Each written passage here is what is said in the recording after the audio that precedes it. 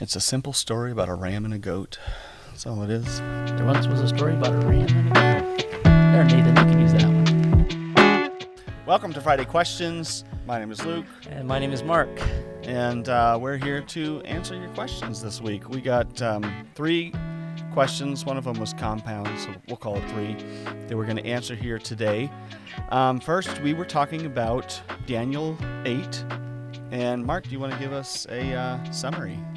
So Daniel 8 is another of Daniel's visions, so some similarity to chapter 7. But in this vision, he sees 2 animals, a ram and a goat, and then we're even told that who they represent. They represent the Medes and the Persians and the Greeks. And then, off the top of my head, I can't remember if it states this, and I'm just going to assume that you know. Does it give us a time frame for when both of these visions happened, 7 and 8? Because they're similar. They're similar in topic. Yeah, go back to the beginning of each of those chapters. So chapter 7, in the first year of Belshazzar, and then chapter 8 is the 3rd year of Belshazzar. So they're about they're a couple years apart. Yeah. And do you suppose that, great. You know, it talks about how difficult these visions were on Daniel. Do you suppose like he had just gotten over right. the PTSD from the first vision, and then he has another dream? He's like, no. Right. Yeah. Again, because some of the episodes in the early chapters were sometimes 20, 30, 70 years apart. So 2 years apart. You wonder if just kind of the first dream was beginning to fade a little bit, that it wasn't waking him up every night just thinking about it, and then boom, here comes the second one. Although this one didn't seem to be like as well, it was still jarring. Was it this one or the last one where it says he felt ill and he had to go rest for several days? This one, it's the end of chapter 8, that the last verse, and I, Daniel, was overcome and lay sick for some days. Then I rose and went about the king's business. We said last week that he had to take a few personal days.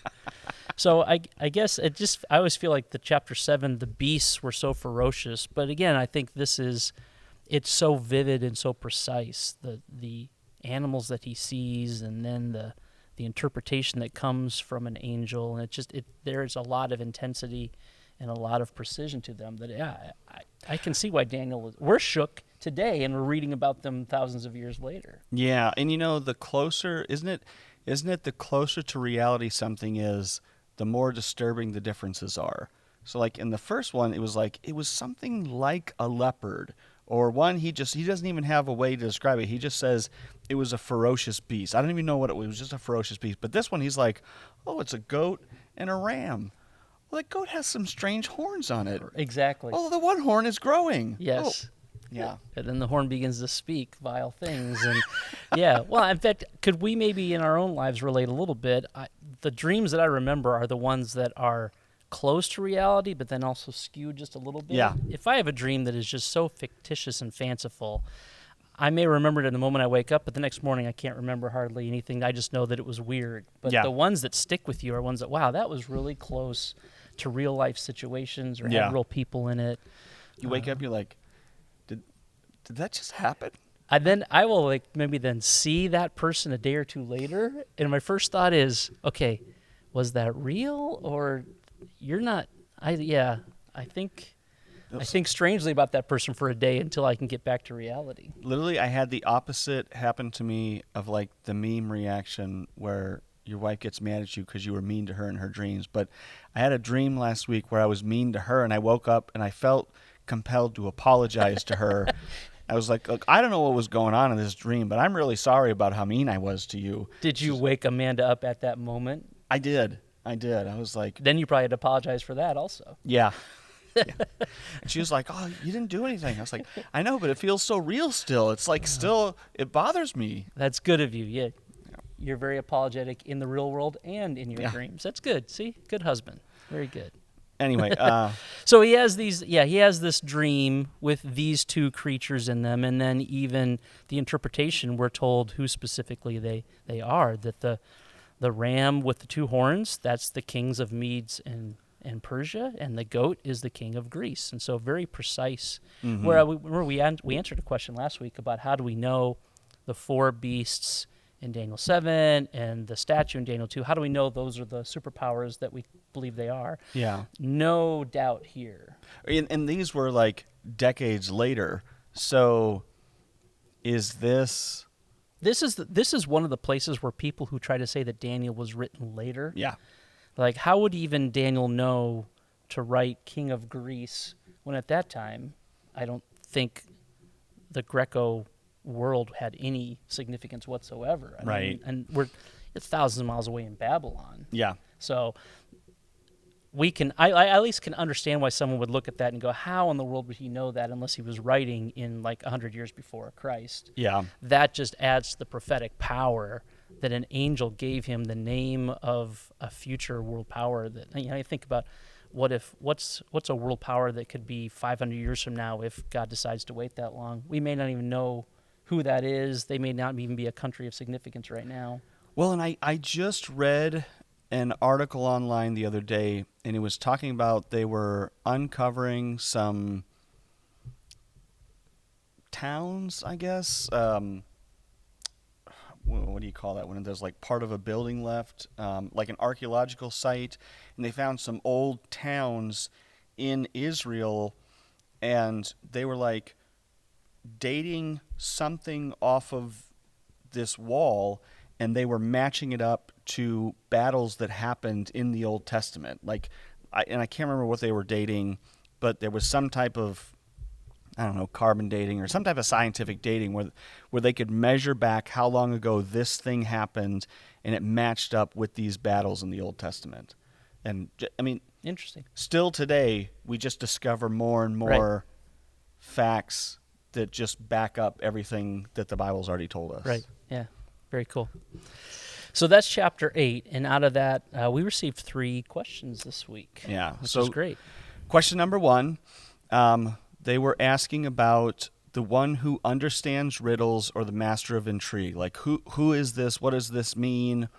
What's going on with this master of riddles guy? Right. And so this is from the section of the dream where the goat, who is the king of Greece, and in verse 21, and the great horn between his eyes is the first king. Mm-hmm. As for the horn that was broken, in place of which 4 others arose, 4 kingdoms shall arise from his nation, but not with his power. And then verse 23, and at the latter end of their kingdom, when the transgressors have reached their limit, a king of bold face, one who understands riddles. That's the ESV. Mm-hmm. And then in the NIV, it's master of intrigue. There's another translation that I sometimes look at. The New English Translation talks about a person who is, it says he is a rash and deceitful king. And so there's a question about what does that phrase mean if someone he understands riddles or master of intrigue. And so if you dial down into the Hebrew, we're back into the Hebrew text now in chapter 8. The Hebrew, you come up with that phrase has something to do with the idea of it's a person who is double dealing. Mm-hmm. Or with a good knowledge of intrigue is one way it was described. And the thought here is that this individual who's being described is a smooth talker. They're a negotiator. They have a cunning way of verbally working through systems, and perhaps they're very sharp at getting their way because they can verbally control a situation. It goes on to say later that the power doesn't come completely from himself, that he's probably getting his power from evil forces as well. And so then you think about, well, who are we talking about here, and what could that perhaps be applied to? And if in some situations we've talked about how there may be a closer interpretation of a dream or vision or fulfillment of it, and then a future. Mm-hmm. So if it has to do with this individual we've talked about already, Antiochus Epiphanes, mm-hmm. who ran through Israel about 160 years before Jesus. You read through historical records of him, and they describe him as being a pretty smooth talker and a smooth negotiator. And then once he is able to control where he is, then he just is just a tyrant. And I was reading some history on this, and some of the people in Israel at the time that this happened looked back to these specific prophecies in Daniel and were saying, is this a fulfillment of these prophecies? Right, exactly. Like he seemed to be checking a lot of boxes and fulfilling a lot of the elements of it. And so then if there is some future individual, often called the Antichrist, or even just someone down the road who may be also a future fulfillment, some people have pointed the fact that in the very next chapter in Daniel 9 towards the end, and it describes this individual that many people call the Antichrist. We think about the fact that he potentially be making a covenant with Israel at some point in time. And so there again is that negotiation ability, being someone who is wise with their words, and they can work a situation through verbal jousting. I think probably the question comes from the fact that it says someone who understands riddles. Oh, we just lost some of our lights. Oh, and they're back. Are they brighter now? Oh, And there's thunder. that might be why. And now you know we're recording on Thursday. Yeah. And this storm is coming through. And we just lost our background. Not that you could see it much, but... Oh, I wonder if we lost power to the computer and that's what happened there. Well, What do you want to do? we'll just keep going. Okay. We'll Just enjoy the blue background. right. Maybe we can blue screen something in behind us. Okay. Sounds good. Anyway, so just to kind of wrap that up, the one who understands riddles, it may just be a way in which translating someone who has the ability to use language almost like in a riddle way, or they have a leg up on people when it comes to verbally working through things. So, You know, the other thing that the dispute that some people have on these specific prophecies is how specific they are. It's quite a bit of rain. But if you think about like these prophecies, we get very specific details about Jesus in prophecies as well. correct. It's just more spread out, whereas this is more contained. But we get very specific things. I mean, to the fact, or to the point of like, he'll be betrayed, and his betrayer will be hung in a field, and he'll throw 30 pieces of silver in the Potiphar's field, and just very specific things. So I feel like this is too specific to be written at the time. No, God was continually showing them this stuff ahead of time, so I don't feel like that holds a lot of weight. Right. There's a concept in theology called progressive revelation. Yeah. That God Yes. over time was continually revealing more information about who he is, specifically who the Messiah would be, attributes of the Messiah, how he was going to work in future kingdoms. So there are opportunities for us, in hindsight, to look back and think, wow, it seems like some of these were really specific here. Yeah. And that's because God at certain times would step in and almost project ahead a lot of information in a short amount of time. Yeah. That allowed us to then maybe grasp onto some things that people wouldn't have grasped on before. Yeah. The prophecies of Jesus are just all over the place. Yeah. It's incredible. We were talking the other day about the fact that you go all the way to Genesis, and even the chapter in which Abraham is taking Isaac up on the mountain potentially to sacrifice him. There are about a dozen parallels between that and the crucifixion of Jesus. Yeah. Down to the actual location is probably the same location where Jesus was crucified. So that kind of progressive revelation is sometimes it's provided, and maybe at the moment people didn't realize it, but being able to look back and remember and return to things, there was greater understanding of, oh, this is what God meant here. Yeah. Okay, question 2. What resources could you recommend about the sovereignty of God? So Pastor Ray was talking about God's sovereignty, and we've used the phrase a couple weeks now that this has more to do with God being in control than God being controlling. And a metaphor that I thought Pastor Ray used very well that is very helpful, even I was very moved by it, it really helped galvanize some things for me, was the idea of God isn't playing both sides of the chessboard. Right. That's really helpful to see that God isn't controlling the Right. whole entire situation. He is in control, but he is playing essentially chess against the world, Yeah. the universe. But so he's in control, but he is not controlling every little aspect of it. And so we asked Pastor Ray to pass along a few of the resources that he would recommend if you wanted to do a deeper dive into that topic and maybe better understand sovereignty from this point of view, and as we believe it, as is discussed in Scripture. And so a couple things. One specific author that he appreciates on this topic is a man named Leighton Flowers, Leighton, and the last name is Flowers. God's Provision for All is one of the books that Pastor Ray recommended. The Potter's Promise, Biblical Defense of Sanctification. Both of those are by Leighton Flowers. And then also he recommended a YouTube by Leighton. It was called Sovereignty Decalvinized. So you kind of know where he's coming with that. Again, by Dr. Leighton Flowers. You can find that on YouTube. And so those are a couple that Pastor Ray recommended to look at if you're wanting to do a deeper dive on this topic. And when I think about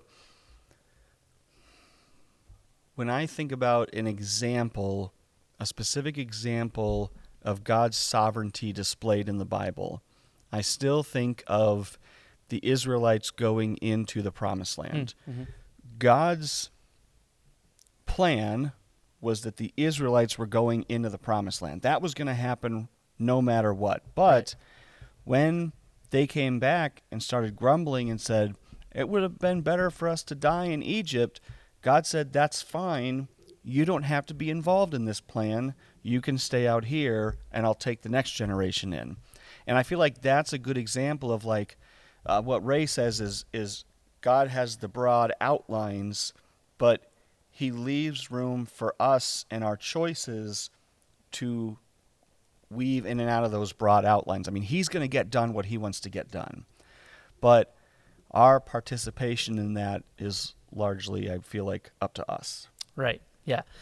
We're balancing two ideas here in tension, for some people that are in tension, that God is in control and yet we still make free will choices. Yeah. And when you walk through Scripture with an open mind, I believe you see both of those concepts in play. And so, once again, we've said this a few times also on these Friday questions.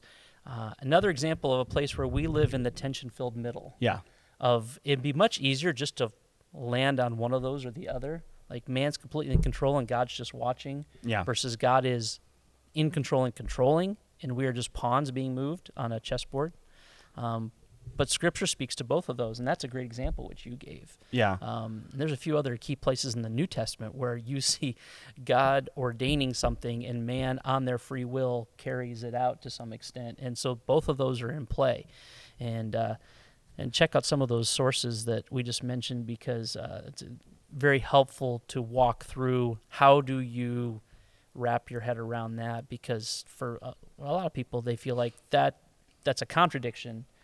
Well, no, actually, it's more of two seemingly competing ideas, but are meshed together in the world, and we see that in a lot of places. Yeah, we believe in a lot of things that are tension-filled. Yeah, well, it's always interesting to me in Hebrews 11 when it talks about Noah, and it says, "By Noah's faith, the world was condemned."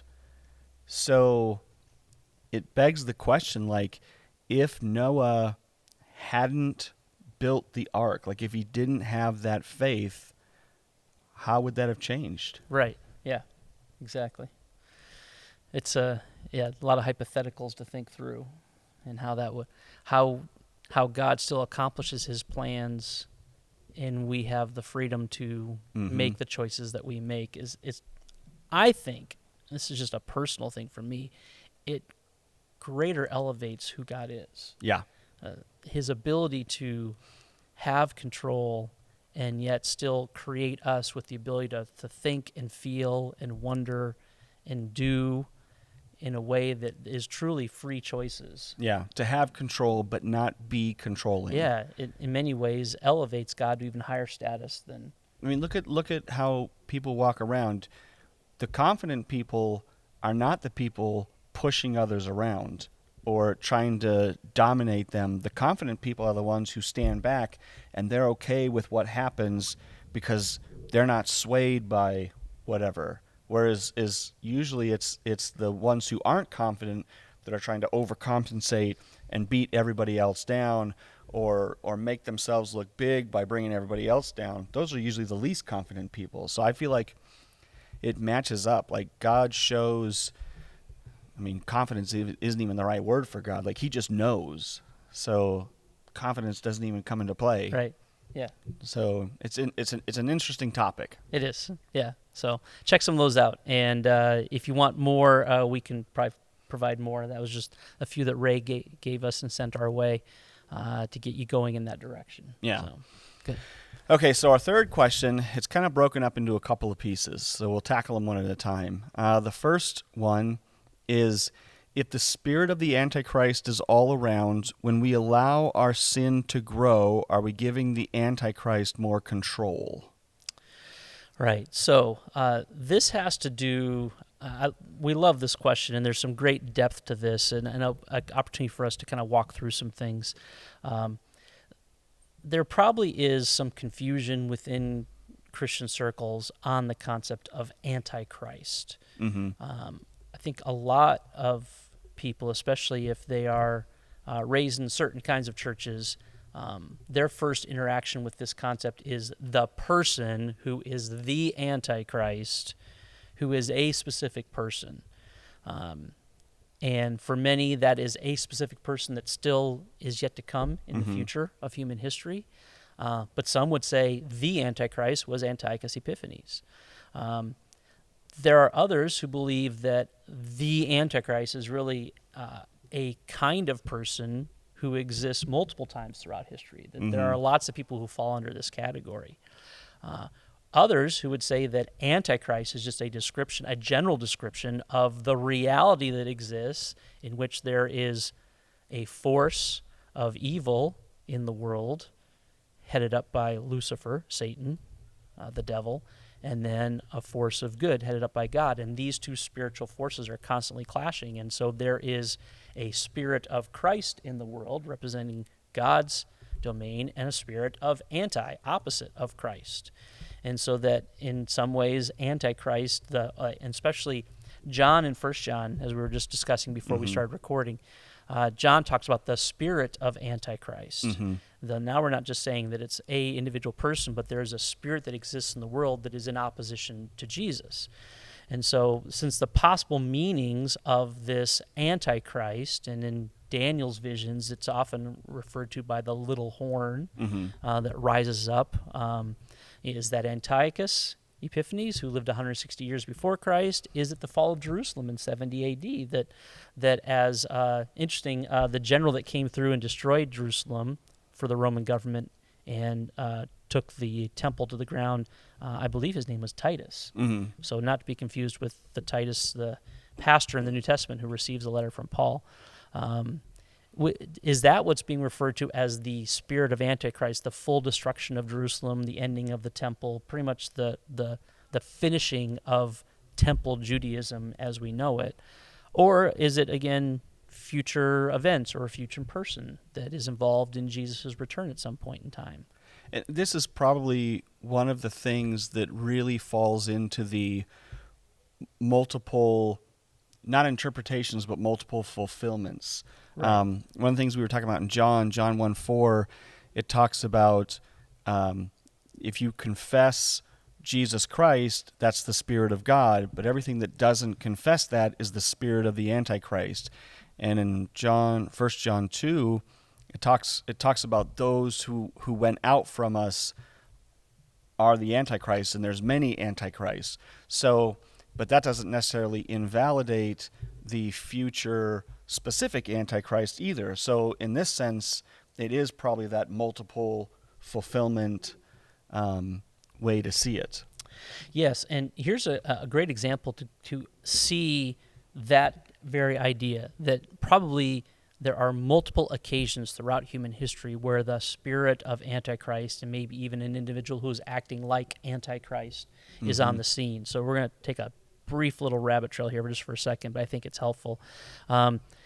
Jesus referred to the book of Daniel a lot in his ministry. In fact, Daniel 7 and 8 come up a lot in his conversation. And what was it? A couple weeks ago we talked about was it Mark, last week we talked about? Yes. where it says, "Let the reader understand." Correct. And he's directly referring to Daniel there. Right. And then did we also maybe last week talk a little bit about that phrase "Son of Man"? I think Yes. we did. Yeah, we did. Yeah. And that Jesus refers to himself. Yes. Jesus never calls himself Messiah verbatim.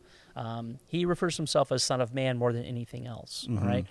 So you look in Matthew 26. Jesus is on trial, and he is standing before Caiaphas, who is the high priest, and the other religious leaders. So this is the trial before the Jewish community, not the trial before correct Pilate. Yes. Just to clarify. Yes. Yeah. So it's the early morning, and he is standing before Caiaphas and the Pharisees, Sadducees, priests, scribes. It's a whole religious community, perhaps. The Sanhedrin is often a phrase used to describe this group. He's standing before them.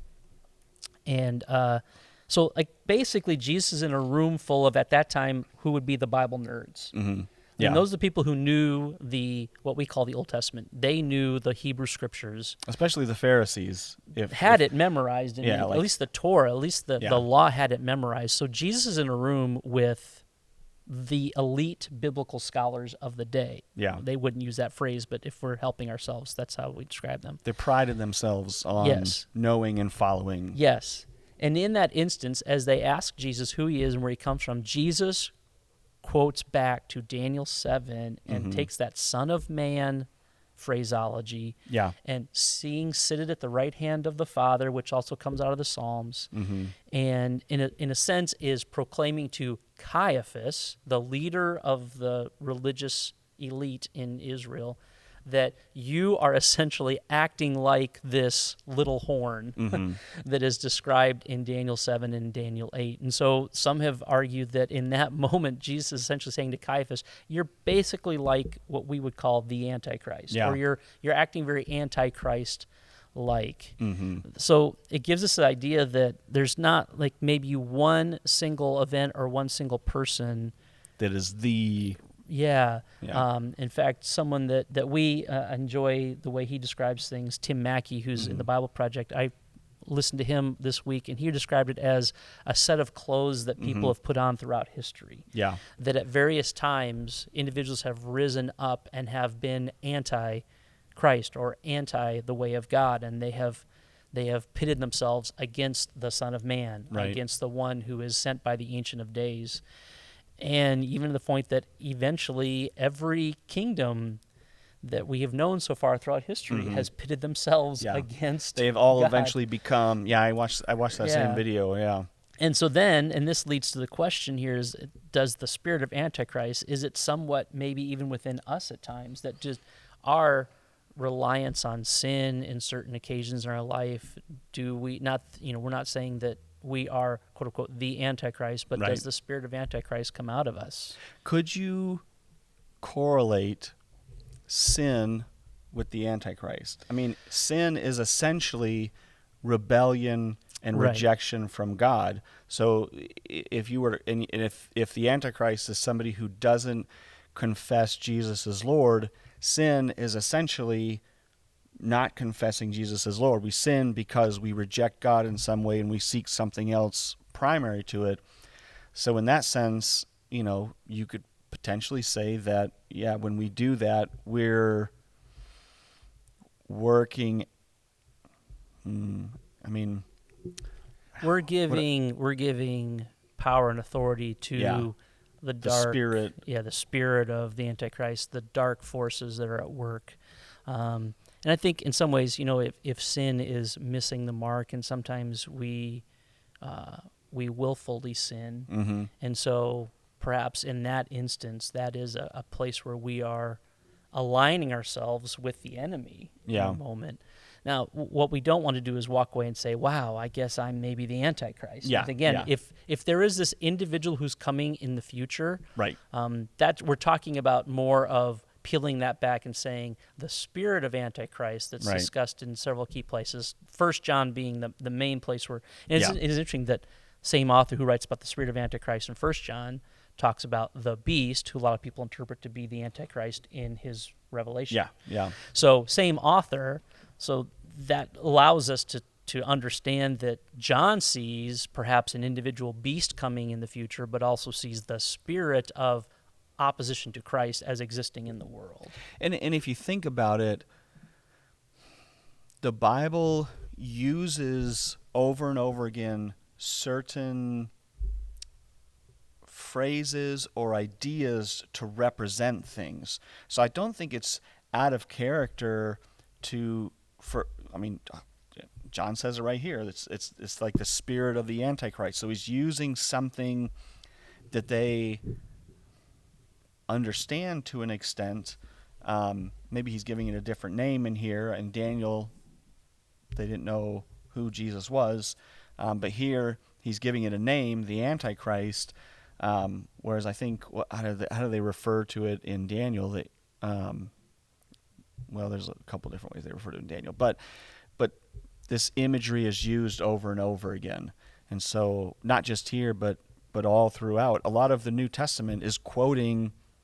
A lot of Jesus' teachings are really just quoting back to the prophets in the Old Testament. So this language and these imagery gets used over and over again. So I don't think it's unfair to make that characterization.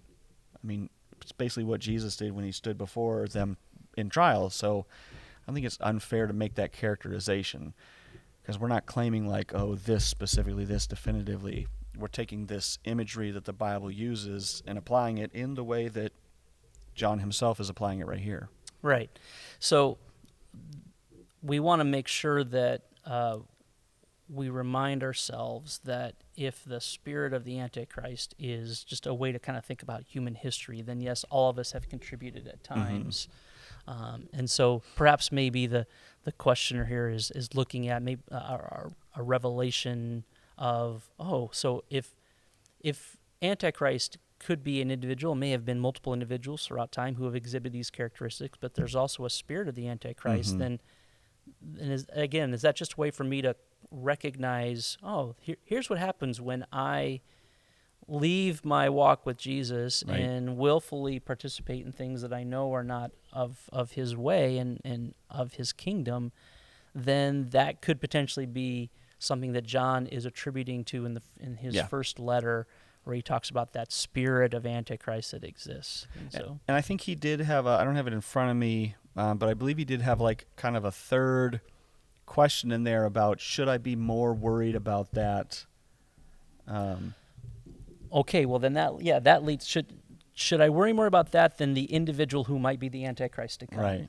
And I appreciate that question, because I believe that here is one of the dangers of becoming very engulfed in trying to decipher prophecy and trying to put labels on things that are happening.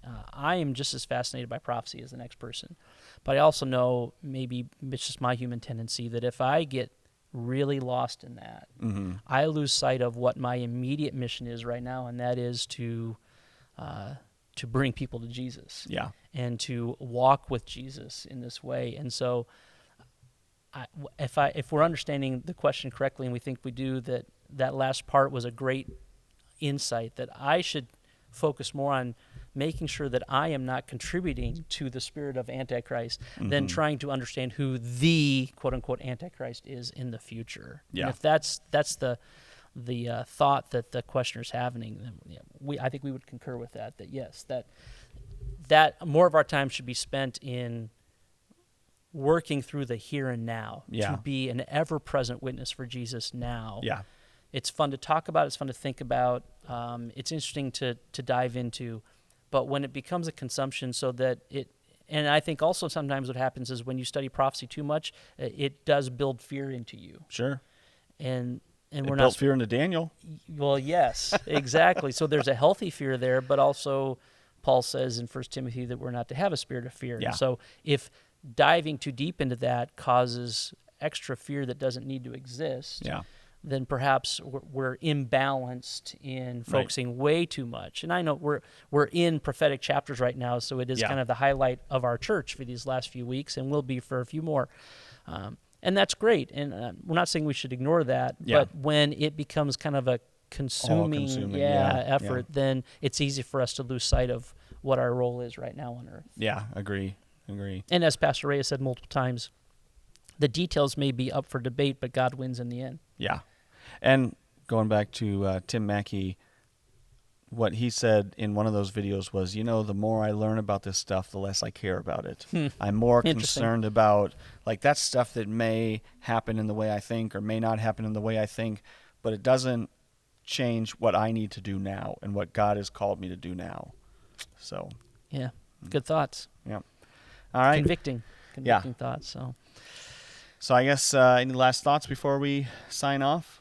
Well, excited about this coming Sunday, or this weekend, Saturday and Sunday, as Luke will be walking us through Daniel 9. And hopefully you'll be excited after the weekend. I plan to be. And especially what we love about this chapter coming up is there is this incredible prayer of Daniel's in the first part of the chapter that even just as you've been sharing with me where you're going to take us this weekend, it's going to be a lot of great insight into just how does one approach God in these kinds of situations. Yeah, in times of hardship and trouble, just grievous times, how do you go to God in prayer in that? So that's where we're hoping to go with it. Great. Again, thank you so much for the questions. Yeah.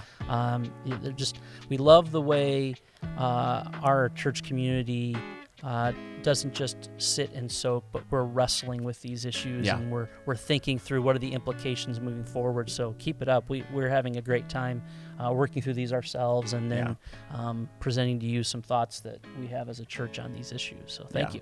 What do they say? Test every spirit. All right, exactly. All right, well, we appreciate you guys being here with us. We'll be back next Friday. See you then. Have a good week. Bye.